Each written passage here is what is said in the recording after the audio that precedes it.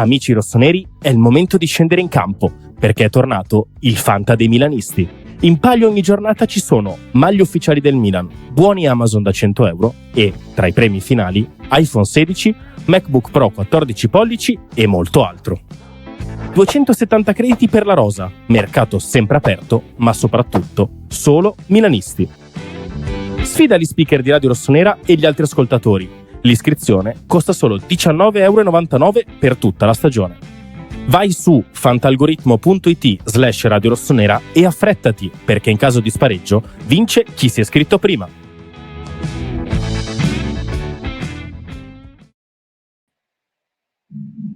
Siamo invertiti, ma adesso torniamo nelle posizioni corrette. Piccolo easter egg per iniziare questa puntata di Obbligo di Riscatto in questo mercoledì 20 agosto 2025, di nuovo qui su Radio Rossonera. Un saluto da Enrico Boiani, insieme a me Giacomo Mirandola. Ciao Jack, ben ritrovato. Buongiorno a tutti. Purtroppo il mio tentativo di usurpare il potere di Enrico Boiani è stato sventato nel giro di un paio di secondi, però sarò qui allora a dare le mie opinioni come al solito. Saluto naturalmente anche tutti quanti voi, chi ci sta seguendo, chi ha già messo like, cliccato il pollicione in su, chi si è iscritto al canale, chi ha commentato. Ragazzi, grazie per il supporto, continuate così, continuate a farlo, vi vogliamo davvero un mondo di bene. Allora Jack, oggi un pochino di novità, più che altro qualche nome nuovo in entrata per l'attacco, che ormai è la priorità assoluta di questa fase di calciomercato del Milan, ma c'è anche una piccola news per quanto riguarda una possibile uscita, ed è proprio da qui che partiamo, perché stiamo parlando naturalmente di Yunus Musa, non tanto per il Napoli, che è in altre faccende affaccendato. Anche il Napoli sta cercando un attaccante e dopo ne parliamo, ma soprattutto neanche per il Nottingham Forest, che sta chiudendo, ha praticamente chiuso l'arrivo di Douglas Luiz, quindi a centrocampo completa il reparto con il brasiliano ormai prossimo a essere ex Juventus. Quindi no Napoli, no Nottingham, ma questa mattina, tarda serata di ieri, questa mattina Gazzetta dello Sport, nella figura di Luca Bianchin, ha parlato di Atalanta. L'Atalanta vuole Yunus Musa, citiamo la notizia del collega: trattativa avviata con il Milan, si può chiudere intorno a 25 milioni. Decisione nei prossimi giorni. Una delle chiavi è Allegri, che apprezza molto Musa per duttilità e impegno, vorrebbe tenerlo. Allora, qui c'è una notizia importante che in parte già sapevamo, ma che di fatto chiude un po' lo slot del centrocampo del Milan, ovvero Allegri vuole tenere Musa. Allegri è contento con Musa, probabilmente anche perché alla bisogna farti il centrocampista aggiuntivo, ma se serve farti anche l'esterno, e lo apprezza, e quindi è lui di fatto il sesto centrocampista. Notizia 1. Notizia 2, però se arrivano offerte importanti, e l'Atalanta sembra che possa fare un'offerta importante, quindi da 20, 25 oltre milioni, lo sappiamo bene come funziona, nessuno ci ha scritto incedibile sulla fronte, e quindi anche Musa è un possibile partente. Ieri abbiamo parlato della notizia, della micro notizia in realtà, riferita ad Adrien Rabiot, che sappiamo è un pupillo di Allegri. Allegri è uno degli allenatori preferiti da Adrien Rabiot, lo aveva detto anche in un'intervista qualche settimana fa, però di fatto la grande news in uscita per il Milan è l'Atalanta su Musa. Bisogna capire però se arriverà l'ok di Allegri, se arriverà un'offerta concreta e importante per Musa, e poi capire a quel punto se davvero Musa dovesse uscire, il Milan cosa farà. Allora, queste cifre mi lasciano un pochino perplesso, nel senso che se l'Atalanta dovesse decidere di iniziare la trattativa sulla base di queste cifre, allora se ne può parlare. Ma se questa di 25 è l'offerta, diciamo, massima a cui può arrivare, allora io non credo che si concretizzerà, perché se la memoria non mi inganna, ma l'offerta messa sul piatto del Milan dal Nottingham Forest, o almeno quella che si vociferava potesse essere l'offerta del Nottingham Forest era un po' più importante, o più vicina, se non sbaglio, ai 30 milioni piuttosto che ai 25. Quindi mi sembrerebbe strano cedere un giocatore che magari non è centralissimo nel progetto rossonero al momento, ma cederlo nel tuo stesso campionato a una diretta concorrente per una cifra anche leggermente più bassa. Questo cambierebbe nel momento in cui invece fosse lo stesso Musa magari a impuntarsi per una cessione, come può aver fatto Yashari con il Bruges. Questo è un pochino presto per dirlo. In caso di uscita sarebbe comunque, a mio modo di vedere, un'altra uscita veramente importante di Tare, perché sicuramente ne abbiamo parlato e ne continueremo a parlare e faremo anche qualche calcolo quando sarà il giusto momento, ma Tare sta portando veramente tanto nelle casse del Milan, tra denaro istantaneo, bonus futuri, clausole, diritti di riscatti vari ed eventuali, siamo veramente a cifre estremamente rilevanti. Per me, se esce Musa deve entrare qualcuno, perché io lo sapete, sono uno fissato col gioco delle coppie e se si gioca con 3 in mezzo a centrocampo ne servono 6. Il Milan al momento ne ha 5, di cui uno peraltro è un 39enne, un fantastico, uno splendido, un meraviglioso 39enne, ma pur sempre un 39enne prossimo ai 40. Quindi io credo che iniziare la stagione con 5 centrocampisti, di cui uno quarantenne, sia un po' pochino. Per me fuori Musa, dentro qualcuno. Sì, poi ieri ragionavamo durante Radio Rossonera Talk, che vi invitiamo a recuperare se non l'avete ancora fatto, che se dovesse arrivare Rabiot, poi sceglierne 3 che sono titolari, di quei 6 diventa uno sport non semplicissimo, perché poi ipotizzo i titolari sono Fofana, Modric e Yashari, terresti fuori Ricci, il Rabiot di turno, Loftus-Cheek. E cioè abbiamo già capito che Allegri per Loftus-Cheek stravede o comunque gli piace, che Rabiot è uno dei suoi pupilli e Ricci l'hai pagato 20-25 milioni ed è arrivato in questa sessione. Insomma, metterne poi 3 titolari a ogni domenica avendo solo il campionato non è che sia semplicissimo, ecco, però Averne di dubbi così, problemi e bei problemi eventualmente di Allegri. Spostiamoci davanti, Jack, perché anche ieri vi abbiamo parlato della sfida con il Napoli per appunto l'attaccante e Matteo Moretto ci scrive che ci scrive, ha dato la notizia che anche il Napoli ha avviato i contatti per Aro Kodare, che non so se ve lo ricordate, ma è una delle alternative a Højlund, a Vlahovic per il Milan. Al Milan invece sarebbe stato proposto Konrad Harder e voi direte, chi è Konrad Harder? Ve lo facciamo vedere noi. Eccolo qua, danese, perché noi quest'anno se non compriamo un attaccante danese non siamo felici, del 2005, quindi giovanissimo, alto 1,85, che gioca allo Sporting Lisbona. Il valore di mercato di questo ragazzo è di 24 milioni di euro, già bello alto per essere un ventenne, ma un ventenne di grandissime prospettive. Questa è la sua stagione appena passata. Allora, 54 presenze, 13 gol, 10 assist. La cosa importante da sottolineare, da vedere, non è tanto il 13-10 in 54, perché voi potrete dire, però dai, non è che siano tantissimi, poi se vedete come li sono spalmati, il campionato ha fatto 5 gol.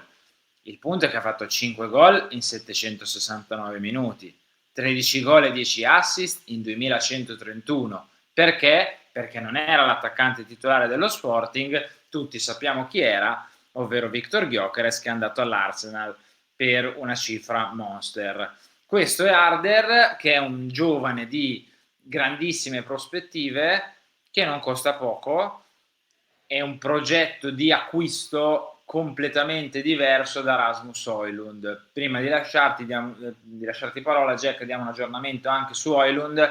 Pare che il Milan stia pensando, per evitare problemi a livello di concorrenza, di far trasformare o di trasformare il diritto di riscatto in obbligo di riscatto obbligo di riscatto, a determinate condizioni. Un po' come abbiamo fatto queste cessioni alla Pobega, alla Bondo, alla Terracciano, alla Colombo, in uscita fare la stessa cosa ma in entrata con Højlund. Ecco, Jack, che mi dici su questo duo danese? Allora, tra i vari nomi emersi come piani B, questo di Harder è quello che mi stuzzica decisamente di più, perché quelle vibes da Viktor Gyökeres, vista anche la squadra di provenienza, un pochino le ha, perché i numeri, come dici tu, sono numeri già piuttosto importanti per un giocatore che ha giocato quel minutaggio e che era peraltro, uso una parola un po' brutta, ma tappato di fatto da un giocatore del calibro di Viktor Gyökeres, quindi non hai neanche quella motivazione quando scendi in campo di dire cerco di fare bene perché così mi conquisto il posto da titolare, perché lì non era proprio in discussione. Era un cerco di fare bene per il gusto di fare bene, perché tanto il posto da titolare non lo prendo, o lo accoppo fisicamente o non lo prendo. E quindi si è optato per, cioè ha comunque per me messo in campo una stagione di primo ordine, il valore di mercato lo dimostra in relazione anche all'età, per di più è un profilo giovane, che magari arriverebbe senza rischiare di creare una situazione paragonabile a quella che tu citavi prima a centrocampo. Quindi arriverebbe mantenendo comunque una scala gerarchica, definiamola così, piuttosto diretta, arriverebbe per imparare, arriverebbe per fare un pochino di esperienza e secondo me è il tipico giocatore che non magari questa stagione, ma nell'arco di 1 o 2 stagioni ti può un po' scoppiare in mano, in senso estremamente positivo. Cioè, secondo me, un tipo di colpo alla Harder, che non sto dicendo che sia necessariamente quello che oggi serve al Milan, ma è quello che secondo me il Milan avrebbe dovuto fare, ma non ha fatto negli anni con Olivier Giroud.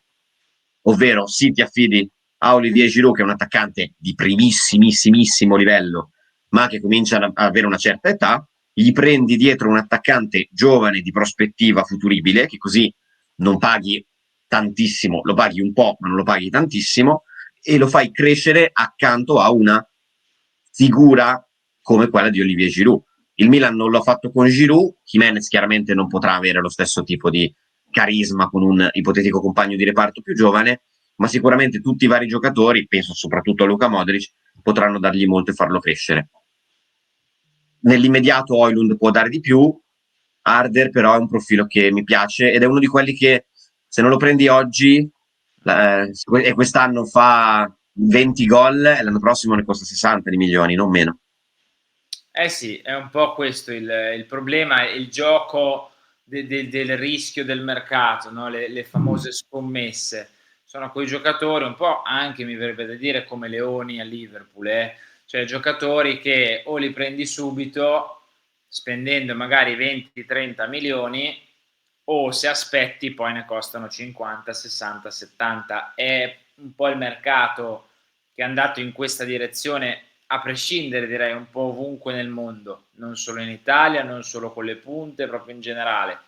E chiaro che è un'alternativa più interessante di Embolo, più interessante di Dovbyk, che è rientrato anche lui in orbita Napoli in tutto questo, più interessante magari dello stesso Aroko Daré, anche se è su quella linea lì, cioè giocatori magari un pochino più giovani che devono ancora venire fuori, però Højlund resta la priorità. Højlund è la priorità di Tare, Højlund è la priorità del Milan in questo momento. C'è da convincere lo United, c'è da convincere definitivamente il ragazzo, c'è da superare la concorrenza del Napoli e non solo. Insomma, ancora siamo al 20 di agosto, mancano 10 giorni abbondanti, ancora per me ne dovranno succedere. Ecco, poi magari domattina siamo qua, obbligo a dirvi è fatta per Højlund, cioè ben venga, nel senso che poi hai 9-8 giorni per ultimare il mercato tra entrate e uscite e questioni da sistemare.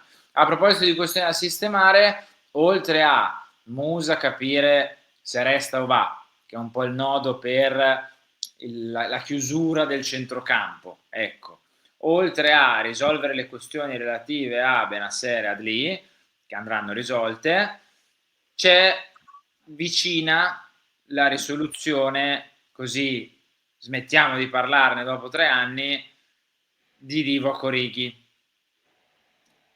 Così basta, chiudiamo sto capitolo che ancora viene tirato fuori per rinfacciare, per trovare appigli a errori della dirigenza passata, che per carità è così, non sto dicendo che non è così, ci mancherebbe altro, sarebbe stupido banalmente dire che non è un errore, però almeno speriamo di chiudere questo capitolo, così almeno ci togliamo anche questa zavorra economica non da poco.